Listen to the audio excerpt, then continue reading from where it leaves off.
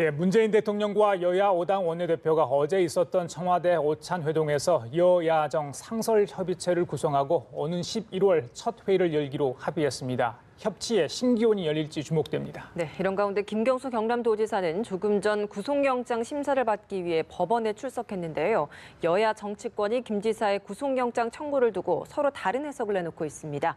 네, 오늘 정치권 소식 최창열 용인대 교육대학원장, 김형준 명지대 교수와 함께 자세히 살펴보겠습니다. 어서 오세요. 네, 안녕하십니까. 자, 먼저 어제 있었던 문재인 대통령과 여야 5당 원내대표 만남 얘기 좀 하겠습니다. 1년 3개월 만에 만난 건데요. 여야정 상설협의체 구성에 합의를 했습니다. 이거 대통령도 굉장히 관심을 가지고 그 공약으로 내었던 부분을 알고 있는데 우여곡절이 있었습니다만 일단 합의를 했고 다른 합의 사항도 나왔습니다. 글쎄요, 분위기가 좀 좋았던 것 같은데 이렇게 합의문까지 발표가 된 배경 어디 있다고 보십니까? 지금 이제 지난해 문재인 정권이 출범한 이후에 여야 관계는 사실 계속 적대적 대립 관계였습니다. 그동안 뭐 적폐청산 수사가 계속돼 왔고 또 이에 따른 그 이제 사법농단도 그랬고 계엄문건도 그렇고 뭐 최근까지 그건 마찬가지죠. 이런 상황 속에서 민생과 그리고 어떤 경제 관련된 법안들 그리고 어떤 우리 사회의 구조를 바꾸는 어떤 제도화 이런 것들 뭐 거의 내팽개쳐 있었던 거였죠. 그리고 6월 국회도 그랬고 5월 임시국회도 그랬고 거의 뭐 물론 지방선거가 있었다 하지만 사실상 국회는 계속 개점휴업 상태였고 이런 상태 속에서 지금 집권당의 지지율도 많이 떨어지고 있고요. 문재인 대통령의 지지율도 하락세고 뭐 그렇다고 한국당이 오르는 건 아닙니다만 어쨌든 한국당은 지방선거 이후에 이제 전열을 재정비하면서 김병립 비대위가 지금 활동하고 있는 상황입니다. 이런 상황 속에서 뭔가 여야가 협치를 하지 않으면 안 되겠다라는 그런 공감대는 여야가 다 형성돼 있다고 봐야 되겠죠. 특히 문재인 대통령으로서는 남북 관계 개선도 그렇고 북미 간의 비핵화 협상도 사실상 교착 상태인 것이고 이런 상태 속에서 아까 말씀처럼 문 대통령이 후보 시절 공약을 했던 부분이고 또 취임 이후에 만났습니다만 그때는 사실은 취임 직후였기 때문에 사실상 제대로 만난 건 이번이 거의 처음이거든요. 예. 그런 상황 속에서 여야 대통령 모두 어떤 만나야 되겠다, 그리고 협치를 해야 되겠다. 그런 공감대가 형성돼서 예. 이렇게 여야정 상설협의체의 구성에 합의까지 간 것이 아닌가 이렇게 보여집니다. 예, 굉장히 좀 구체적이고 많은 이야기들이 오간 것 같습니다. 뭐 화기애애한 분위기였지만 할 말은 다 했다 이런 이야기가 나오고 있던데 보시기에 좀 할 말 다 한 것 같습니다. 뭐 김성태 원내대표 같은 경우는 뭐 자기가 하고 싶은 말 다 하지 않습니까? 예. 근데 대통령 취임사를 다시 한번 읽어봤습니다. 그랬더니 보수와 진보의 갈등은 끝내야 한다. 이런 얘기를 하셨어요, 대통령이요. 그 취임사입니다. 제가 얘기한 게 아니라 예. 야당을 국정운영의 동반자로 라고 하면서 대화를 정리하고 수시로 만나겠다고 약속하신 거예요. 근데 이게 이제 한참 지난 후에 이렇게 된 이유는 뭐냐? 두 가지 이유 때문에 그런데요. 하나는 결국 이제 적폐청산이 국정운영의 최핵심 과제가 되다 보니까 야당이 적폐청산의 대상이 돼버린 거예요. 그러다 보니까 이게 만날 수가 없게끔 그런 상황적 요인이 있었고 두 번째 요인은 이 정부의 가장 최고의 핵심적인 국정 어젠다 하나가 한반도 평화체제 구축이란 말이죠. 예. 이런 남북관계 발전을 이걸 진보와 보수라고 하는 이념적 시각에서 대립을 했다. 예. 이러다 보니까 보수를 대변하고 있는 자유한국당에서는 뭐 사사건건 반대할 수밖에 없는 그런 구조가 만들어졌습니다.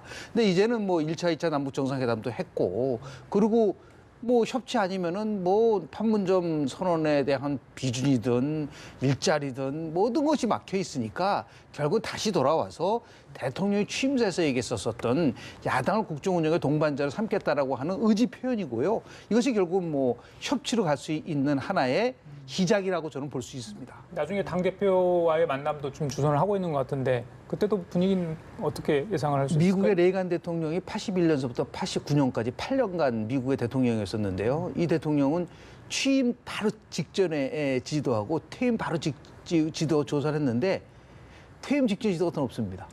이거 있을 수 없는 거죠, 우리나라에서는. 그런데 이 레이간 대통령은 자기 국정 운영에 대한 것들의 70%를 야당을 만났어요. 끊임없이 만나는 거죠. 그러니까 중요한 정책 현황이 있으면 이걸 정무수석이라든지 여당 대표가 하는 것이 아니라 대통령이 직접. 저는 뭐 꼭 같이 만날 필요가 없다고 봐요. 당 대표가 만약에 다 적정이 되면 뭐 여당 대표도 만나고 야당 대표도 개별적으로 만나서 얘기할 수 있는. 그래서 그 레이간 대통령은 뭐라고 별명을 붙여줬냐면 최고의 CCO, Chief Communication Office다라고 하는 소통의 달인이다. 그러니까 예. 소통을 통해서 협치를 해야 되는데 그동안 이것이 부족했던 것을 이제는 좀 바꿀 필요가 있지 않나라는 생각을 좀 합니다. 어제 유독 좀 눈에 띄었던 게 문 대통령 경제 정책에 대한 좀 비판적인 것도 강하게 있었던 대목인 것 같거든요. 아무래도 좀 경제 지표가 많이 떨어지고 있다 보니까 이 부분을 야당에선 좀 공략해서 이야기한 게 아닌가 싶은데요. 지금 이제 지지율 하락 제가 아까 잠깐 말씀드렸습니다만 그 원인이 일단은 뭐 민생 악화, 경제 지표의 악화 뭐 이런 거로 봐야 되겠죠. 막 그런 부분들 얘기한 거죠. 어제 사실 뭐 화기애애했다고 합니다만 사실 이견도 많이 있었어요. 예. 뭐 이따가 얘기가 나올지 모르겠는데 김성태 원내대표가 그 북한산 석탄 문제도 제기를 했고 그건 지금 뭐 이 정부 여당과 야당과는 확연히 다른 생각을 가지고 있는 거거든요. 그리고 드루킹 특검 관련도 마찬가지고 뭐 국민연금도 그렇고 말이죠. 아주 세부적인 건 이견이 굉장히 많았어요. 예. 그리고 합의했다고 합니다만 여야정 상설협의체 이외에는 무슨 판문점 선언의 비준 동의를 요구했으나 거기에 대해서 합의문에 적시되지도 않았었고 말이죠. 그만큼 여야 간의 협치는 아직도 험난하다고 보여져요. 우리나라의 정치 구조 자체가 대립적 갈등적 구조이고 그런데 지금 다시 그 질문으로 돌아가면은 그 경제 문제에 대한 거는 전 이런 지적을 좀 하고 싶어요. 누구나 다 경제 악화가 지지율의 하락의 원인이다. 그리고 소득주도 성장과 혁신 성장이 문재인 정부의 두 가지 양대 기축인데 이거는 일견 보기에는 상충되게 보일 수 있는 거거든요. 근데 이 상충되게 보일 수 있는 이 두 가지 아젠다가 같이 공약에 들어가고 국민들이 그것을 선택했던 것은 이제 더 이상 이른바 분배와 성장이라는 게 상호 모순적일 수 없다. 분배를 통한 성장 이런 것들이 아니면 안 된다. 분배와 성장의 선순환 구조가 있어야 된다라고 해서 정부도 내세웠던 것이고 그런데 이게 이제 경제 지표가 워낙 안 좋고 민간 경제가 안 좋아지고 침체되고 그다음에 체감 경기는 더 안 좋아지고 이런 상태 속에서 최저임금 인상이 있다 보니까 자영업자와 영세 상공인들이 이제 거의 반발에 부딪히고 또 사실상 고용 대란도 있는 것도 사실인데요. 예. 우리가 어떻게 보면은 지금 이 경기 침체의 모든 원인이 최저임금 인상 등 이런 소득주도 성장이 있는 것처럼 되는 건 좀 경계할 필요가 있다고 봐요. 물론 경기가 어렵기 때문에 어떻게든 오늘도 보니까 뭐 여야가 어제 여야정 협의체 이후에 합의를 했습니다. 지금 예, 규제 오늘 풀죠. 조찬 뭐 회동이 오늘 있었죠. 조찬회도 예, 예. 합의를 했어요. 그런 규제 혁신 같은 건 해 나가야 되겠으나 모든 것이 또 성장을 완전히 기울면은 이건 또 다시 경제 논리에 의해서 뭔가 개혁하고자 하는 이런 아젠다가 실종될 수 있어요. 그러니까 저는 뭐 소득 혁신 성장을 하지 말자는 얘기가 아니라 그런 부분들에 대해서 야당이 또 문제 제기를 한 거거든요. 그러니까 이런 부분들을 여당이나 집권 세력이 잘 설명할 수 있어야 돼요. 그리고 시민사회의 이해와 동의를 구하는 과정도 필요하고 혁신 성장을 하되 소득주도 성장을 완전히 폐기하는 것이 아닌 쪽으로 야권도 설득하고 또 보수 진영도 설득하고 시민사회 동의도 구하는 이런 과정이 필요합니다. 예. 그래야지 이게 또 다시 옛날로 돌아가서 모든 게 경제 논리에 의해서 모든 게 압도되는 이러한 것들은 현 집권 세력이 좀 경계할 필요가 있다고 생각합니다. 어제 발표된 여론조사 결과 보면 이제 대선 이후에 대통령과 민주당 지지율이 최저치를 기록을 했습니다. 그 여론조사가 이제 13일과 14일 이렇게 양일간에 거쳐서 이루어졌던 것 같아요. 네네. 13일이 남북 고위급 회담이 있어서 이제 9월 평양에서 3차 남북 정상회담이 열린다 이런 얘기가 나오지 않았습니까? 네네. 과거에 이제 지지율에 있어서 그 고위급 회담 남북 관계가 화해의 무드로 돌아가면서 그게 지지율의 어떤 상승 요인이 됐는데 이번에 반영이 안 됐다 이렇게 저희들이 재단할 수는 없지만 어떻게 보시면 경제 문제로 책임있게 말씀하셨기 아닙니다. 때문에 지금 오늘 그 부분을 좀 한국갤럽이 여쭙고 싶어서. 발표한 오늘 그 여론조사 결과로 보면은 예. 2%포인트 상승했습니다.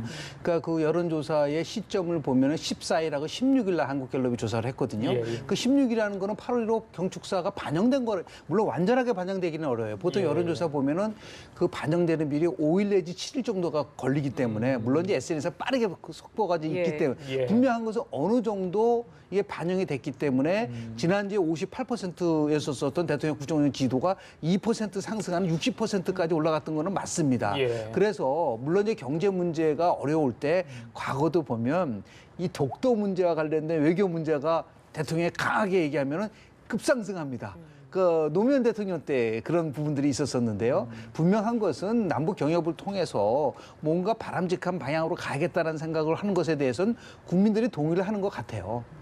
다만 이 문제는 뭐냐면 전제가 있는데 비핵화 없이 남북 경협을 할 수 있느냐에 대해서는 여전히 굉장히 의문점이 있단 말이죠. 이런 것을 어떻게 이제 설득해 나가느냐라는 이 과정이 절대적으로 저는 이제 필요할 거라고 보는데요. 예. 오늘 여야가 합의한 것 중에서 핵심적인 게 뭐냐면 규제 프리즘법을 합의. 이건 언제 나온 거죠? 박근혜 정부 때 수없이 얘기했었던 문제인 거예요. 그러나 결국은 이 정부도 집권을 하다 보니까 서비스산업 발전 기본법이라든지 규제 프리전법을 통해서 일자리를 만들자고 했을 때 그때 실은 현재 여당이 야당에서 발목을 굉장히 많이 잡았어요. 그러니까 결국은 지금 뭐 최 교수님 말씀하신 부분에 일부 동의하지만 또 하나 뭐냐면 혁신 성장과 소득수 성장을 같이 함께 갈 수 있다면 좋지요. 그러나 따뜻한 아이스 아메리카노는 없습니다. 그러니까 다시 얘기해서 분명한 것은 혁신 성장을 하고 나서 그 효과를 소득 분배에다가 확실하게 하는 거로 가야지 이것을 같이 조화를 이루어 간다는 것에 대해서 지금 1년을 지나 보니까 성과가 나오지 않는다면 정부의 가장 중요한 정책은 뭐냐면 입안하고 결정하고 집행하고 평가하는 이 4단계 속에서 정책의 효과가 나오지 않으면 빨리 변화시킬 수 있는, 그러니까 정책의 골든타임이라는 게 있는 겁니다. 그러면서 지금 대통령이 인터넷 은행에 은산 분리를 하고 규제 프리전을 풀고 이거 다 혁신 성장과 관련된 거예요. 이런 부분 속에서 일단은 우선순위를 두고 그러기 위해서는 혁신 성장을 주도하고 있는 김동연 경제부총리에게 훨씬 많은 힘을 심어주고 그 불필요한 청와대하고 김동연 부총리 간의 이 불협화음 문제는 더 이상 나오지 않게끔 대통령이 분명히 주의를 주고 이렇게 해서 시장에다가 혁신 성장으로 간다라는 것을 보여준 다음에 성과가 나오면 당연히 소득수 성장을 포기하라는 게 아니에요. 그 결실을 골고루 잘 분배할 수 있게끔 하는 거, 그러한 나름대로의 지혜가 좀 필요할 거라고 봅니다. 저 말씀 들으면서 우리 김 교수님 말씀 들으면서 상당 부분 동의를 하는데 뭐 저는 그 부분에 동의하지만 또 이제 김 교수님이 강조하지 않는 걸 저는 또 상대적으로 좀 강조하고 싶어서 하는 얘기인데 참여정부 때 말이죠. 그 정부 경제 위기론이 엄청나게 많았어요. 하다못해 제가 약간 여담을 말씀드리면 소주가 안 팔리면은 소주를 먹을 정도의 경제력도 안 된다라고 얘기하고 소주를 많이 먹으면 그 통계에 나오잖아요. 소주 판매량이 많아지면은 국민들이 이렇게 괴롭고 힘들어서 소주 많이 먹는다 이렇게까지 이른바 보수 언론들이 보도를 한 적도 있었어요. 계속 위기론이었는데 결국은 결정적인 IMF 때 같은 위기는 오지 않았거든요. 또 사실 참여정부 때의 연평균 경제성장률이 이명박 정부 때의 연평균 경제성장률보다 높았어요. 4.2%하고 3.1%, 그러니까 한 1% 차이로 높았단 말이에요. 그러니까 지금 경제가 어려운 거는 다 동의하는 거잖아요. 근데 문제는 김 교수님 말씀처럼 정말 이 성장을 우선 좀 더 하고 그다음에 이것이 이른바 트리클 다운 시어리라고 그래가지고 잘 이렇게 아랫목이 따뜻해져가지고 윗목까지 따뜻해지면 얼마나 좋겠어요. 그래서 우리가 항상 그런 논리를 펴왔던 건데 그게 잘 안 되니까 다시 이제 소득주도 성장이 나왔던 건데 그게 또 안 되니까 다시 글로 돌아가는 이런 거잖아요 지금. 그래서 정말 그 부분이 과거처럼 그냥 아랫목만 계속 따뜻하게 되고 막 아랫목은 지지 끓는데 위는 그냥 뭐 너무 냉구려 같은 이래서 더 이른바 소득 격차가 심해져 이렇게 가지 않으려면은 정말 정부가 이 혁신 성장 쪽으로 가되 그런 과거의 어떤 잘못된 어떤 그 시행착오 이런 것들을 거듭하지 않을 정도의 세심한 주의가 필요하단 말을 저는 상대적으로 강조를 하는 겁니다. 알겠습니다. 네, 이번에는 자유한국당 이야기를 좀 해보겠습니다. 오늘로 이제 비대위 체제가 구성이 된 지 딱 한 달이 되는 날이잖아요. 이렇다 보니까 이제 한 달을 좀 평가를 해봐야 되지 않을까 싶은데 김병준 의원의 한 달 좀 어떻게 보셨습니까? 뭐 기대한 만큼의 효과는 나타나고 있지 않다. 두 가지 이유 때문에 그런데요. 하나는 추상적인 그 담론 논쟁에 너무 쉽게 빠져 있다. 그러니까 이제 국가주의라는 그 논쟁을 처음에 끌어내지 않았었습니까? 정책의 실패에 대해서 얘기했다면 그건 맞아요. 그러나 그것을 국가주의라는 것을 통해서 국민들에게 나름대로 프레임을 만들어 갔는데 그게 별거 효과가 없어요. 두 번째는 뭐냐면 이게 우리가 비대위를 만든다고 한다면 두 가지 면에서 관심을 갖거든요. 첫째는 뭐냐면 비대위를 구성하고 있는 인선을 보고 야 저런 사람들이 비대위에 들어가는구나. 지난 2012년도 보십시오. 당시에 박근혜 대표가 뭐 김종인섭도 포함해서 이준석 아니 이게 조화를 이뤄냈는데 지금은 저는 뭐 자유한국당의 비대위에 혹시 아시는 분 계세요? 별로 없어요. 혼자서 북치고 장구치고 다 하다 보니까 저게 혁신의 대상이 아닌가라고 사람들이 생각할 수 있을 정도로 인적 면에서 보면 쇄신이 없었다는 거고요. 두 번째는 뭐냐면 정말 그런 식으로 해서 대안을 얘기할 수 있는 정당이 돼야 되는데 비판만 있고 엄밀하게 따지면 대안들이 별로 나타나고 있지는 않아요. 그래서 어저께 여야정 상설협의체를 구성했지 않습니까? 자유한국당이 변했느냐 변하지 않냐의 첫 번째 바로미터는 국회 임하는 자세가 바뀌면 바뀐 거예요. 근데 그런 거를 강력하게 김성태 원내대표와 조율을 하면서 뭔가 변하는 모습을 보여줘야지 그런 거 없이 따로따로 다 놀면서 비대위가 잘 되기를 바란다는 거는 저는 연목구호에 불과하다. 그러다 보니까 대통령의 국정운영 지지도와 민주당의 지지도가 6월 둘째에서도 지금까지 그야말로 급락을 하는데 자유한국당의 지지도는 전혀 변화가 없어요. 지금 한 달이 됐다고 하지만은 지금 한국갤럽 조사도 오늘 발표가 11%, 정의당 15%. 아니 어떻게 5배밖에 안 갖고 있는 정당한테 112석인 정당이 지지율이 떨어진다는 얘기는 그만큼 비대위 컨벤션 효과는 거의 없었다는 것을 보여주는 거기 때문에 저는 이 비대위원장이 한 번 정도 이거는 심각하게 고민을 해봐요. 내가 한 달 동안 뭘 했는지에 대해서 뭐 언론 인터뷰하고 자기 알리는 건 좋은데 이게 과연 옳은 것이냐에 대해서 자성의 저는 좀 목소리가 좀 나와야 될 거라고 저는 봅니다. 김병준 위원장, 뭐 좌클릭 행보, 우클릭 행보, 보수 진보 쪽에서 좀 헷갈리다 뭐 이런 이야기도 있는 것 같은데 말씀하신 것처럼 너무 여유롭게 가는 건 아닌가 이런 생각도 듭니다만. 김병준 위원장이 여유가 뭐 있겠습니까? 지금 뭔가 성과는 보여야 되겠고, 예, 뭐 예. 지금 말씀하신 이제 비판이 많고, 저는 김병준 비대위원장이 자기 소신대로 가면은 효과가 있을 것 같긴 해요. 처음에 국가주의라는 게 사실 뭐 누가 봐도 하나의 프레임 설정이었잖아요. 예. 그 지난 그 홍준표 전 대표의 이른바 막말 이런 건 일단 없어진 것이고, 뭐 가시적으로 없어졌고, 또 하나는 뭐 이른바 색깔론. 또 지나치게 냉전주의에 입각한 그러한 또 구시대적인 구태한 그런 안보관 이런 것들이 자유한국당을 완전히 그렇게 구시대적 정당으로 이렇게 인식하게 만들었던 거란 말이죠. 민생 이런 거 이전에 적어도 김병준 위원장이 들어선 다음에 국가주의라는 논쟁을 통해서 뭔가 새롭게 담론을 바꿔나가니까 당내 계파 갈등도 좀 잠복하고 이런 면에서는 의미가 있다고 좀 봤어요. 근데 문제는 잘 지적하셨어요. 지금 오락가락한다 말씀하신 것도 맞는 말씀이고 그럼 국가주의를 얘기하려면 박정희 시대의 성장 정책도 비판할 수 있어야죠. 그래야지 논리가 일관되는 거예요. 그것이 프레임이건 뭔가 의제를 좀 선점하려 했든 간에. 근데 또 박정희식 거기서 좀 비판적으로 나오다가 다시 또 그걸 옹호한 쪽으로 가고 특히 개헌문건 같은 거. 그런 거는 김병준 교수가 뭔가 진보적 성향의 그 이미지를 보여왔잖아요. 그다음 개헌문건 비판할 수 있어야죠. 물론 당내 반발은 있을 겁니다. 당내 반발을 논리로 제압할 수 있을 때 그 비대위가 힘을 갖는 거거든요. 2004년도 박근혜 비대위, 2012년도 박근혜 비대위, 그다음 2016년도 김정인 비대위가 왜 그렇게 강할 수 있었습니까? 대선 주자급이었고 대선 주자들이었고 또 하나는 대선 주자가 밀어줬고 김정인 비대위원장 같은 경우 문재인 후보가 밀어줬고 이래서 가능했던 거라면 지금 그것도 없어요. 그다음 김병준 비대위원장이 살아남는 길은 자기가 확실한 논리를 가지고 당내 의원들의 논리를 제압할 수 있어야 돼요. 설득할 수 있어야 되는 거죠. 예. 근데 지금 그건 없이 자꾸만 저렇게 되니까 당내 의원도 아직 공천 얘기는 안 나오고 있잖아요. 인적 청산 얘기 하지도 않고 있다 보니까 지금은 잘 가는 것 같은데 게다가 그러다 보니까 지지율이 안 오르는 거예요. 알겠습니다. 뭐 한 달 지났기 때문에 앞으로 좀 네. 더 활동을 지켜봐야 될 부분인 것 같고 오늘 이제 김경수 경남지사가 영장 심사를 받기 위해서 법원에 출석했습니다. 이렇게 검찰이 특검이 이제 영장을 청구를 하게 되니까 여당에서 굉장히 엄호를 하고 나섰거든요. 뭐- 김 지사 감싸기를 하고 있는데 이 부분 좀 어떻게 보셨습니까? 그 뭐 예상했었던 일 아닙니까? 이거는 정치 특검이라고 일단은 프레임을 만든 것 같아요. 그러니까 김경수 지사는 진실 특검이 됐으면 좋겠다 얘기를 하고 있는데 실은 김경수 지사와 관련된 건 크게 세 가지입니다. 하나는 과연 댓글 조작의 혐의에 공모를 했느냐라는 부분 하나하고 거기에 이제 핵심적인 거지 킹크랩이라고 하는 그 프로그램을 시연했을 때 참여했느냐 안 했느냐는 문제로 짚어지고 있고요.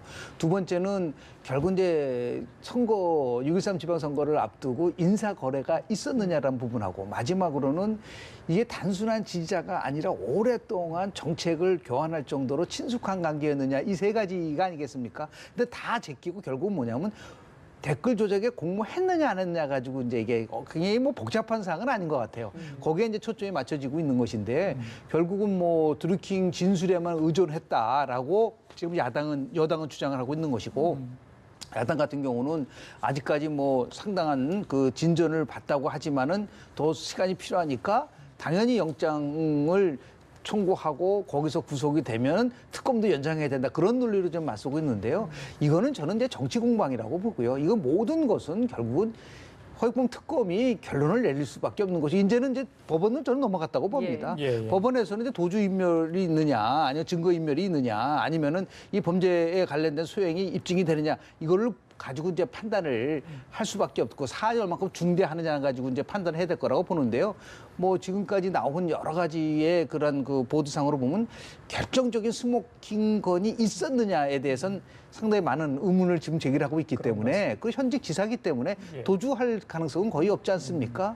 그래서 또 드루킹은 지금 구속된 상태이기 때문에 이거를 뭐 예를 들어서 증거를 인멸할 가능성도 거의 없다고 한다면 어떻게 판결 날릴지는 모르겠으나 예. 하여튼 뭐 좀 지켜봐야 될 거라고 저는 봅니다. 예, 이르면 오늘 밤 정도에 이제 영장 심사 결과가 나올 것 같습니다만은 결과를 두고 이제 정치권에도 어떤 영향 또 특검의 운명이 달려 있기 때문에 어떻게 좀 파장이 있을 것 같습니까? 만약 특검의 영장 청구가 만약에 법원에 의해서 발부된다면 우리 정치권은 뭐 엄청난 소용돌이로 빠져들 수밖에 없을 것 같아요. 현직 지사가 구속되는 상황이 오는 것이고 이거는 민주당 정권과도 뭐 상당히 정치적으로 상당한 파장이 있겠죠. 어찌 뭐 기각이 될지 발부될지 아직 모르겠으나 역시 뭐 대체로 이제 지배적인 관측이 이게 물증이 없으니까 물증이 없어요 지금 물증이 있다면 벌써 이런 상황까지 안 갔을 텐데 물증이 없기 때문에 발부될 것인가 발부가 안 되는 쪽에 무게들을 많이 두는 것 같아요. 전 뭐 법률 전문가가 아니라서 예단하기는 어렵겠습니다만 예. 물증이 없는 상태고 그래서 어떤 이 부분은 오늘 밤 뭐 내일 새벽 이렇게 되겠죠. 예. 영장 심사를 보고 결정을 보고 우리가 얘기해야 될 거고 단지 정당 오늘 하루입니다만 정당들이 이 부분에 대해서 자꾸 왈가왈부하는 거는 뭐 기존부터 계속 왈가왈부했잖아요. 특검 연장해야 된다 말아야 된다. 예. 이런 거 자체는 적절치 않았다는 말씀 제가 계속 드린 겁니다. 그래요. 알겠습니다. 지금까지 최창렬 영인대 교육대학원장, 김영준 명지대 교수 두 분과 함께 얘기 나눠봤습니다. 말씀 감사합니다. 고맙습니다. 고맙습니다.